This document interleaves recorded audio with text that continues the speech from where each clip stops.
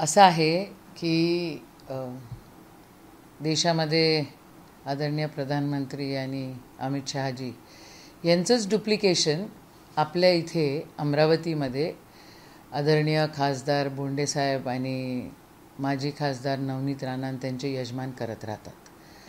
काल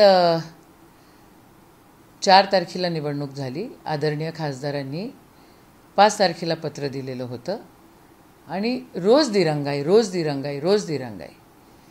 खासदार साहेबांनी मीटिंगमध्ये गेले, त्यांनी विनंती केली, पण पालकमंत्री जसं कोणताच प्रॉब्लेम सोडवू शकत नाही तसा हाही प्रॉब्लेम त्यांनी अजून कॉम्प्लिकेटेड केला, त्यांनी सोडवला नाही.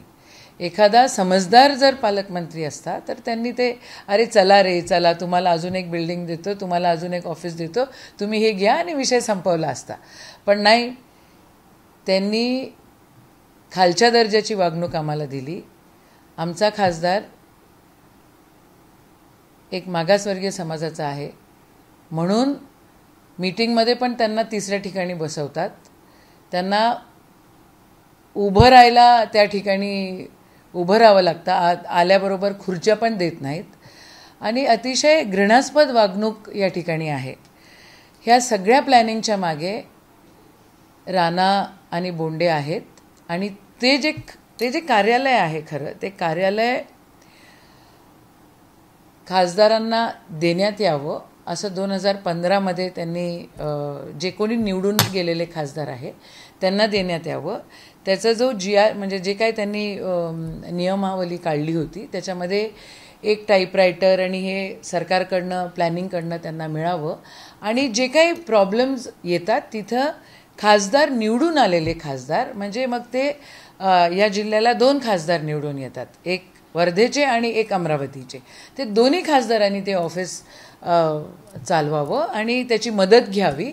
पण अजूनपर्यंत तसं कधी झालेलं नाही की त्यांना टाईपरायटर वगैरे दिलेलं नाही आणि आत्ता तर मागूनही देत नाही. म्हणजे माझं तर म्हणणं आहे की जे काही काल आम्हाला बघा, लोकशाही आहे, आंदोलन करणं हा आमचा अधिकार आहे आणि आम्ही आंदोलन करणार.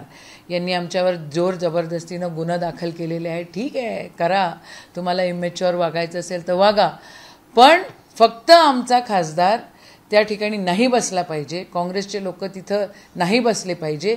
सर्वधर्मसमभावाच्या विचारांची लोक परिसरामध्ये नाही राहिले पाहिजे आणि कलेक्टरनी सुद्धा त्यांना सहकार्य केलं नाही पाहिजे. या सगळ्या गोष्टीचा धडापड त्या ठिकाणी सातत्यानं होत असतो. आम्ही काय घाबरत नाही बाबांनो. आज तुमची सत्ता आहे, उद्या आमचीही येईल.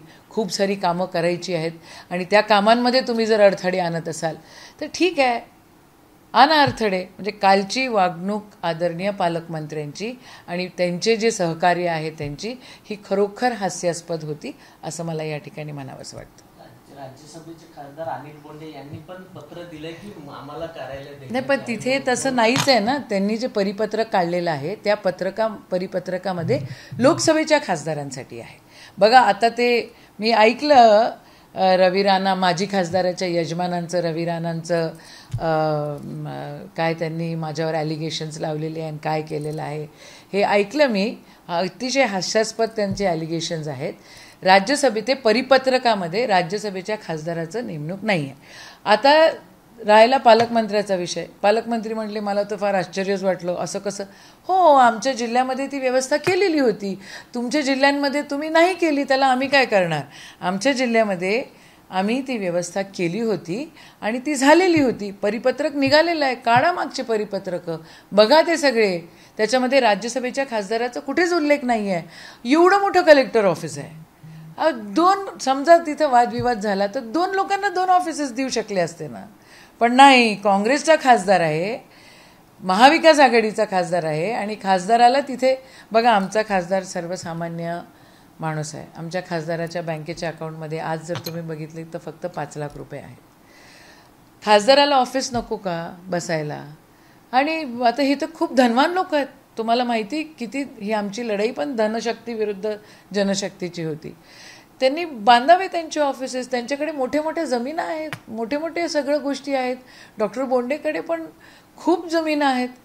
मग फक्त खासदार गरीब आहे, मागासवर्गीय, खरा मागासवर्गीय आहे म्हणून त्यांना ही जर वागणूक देत असाल तर महाविकास आघाडीचा कोणताच घटक हे सहन करणार नाही.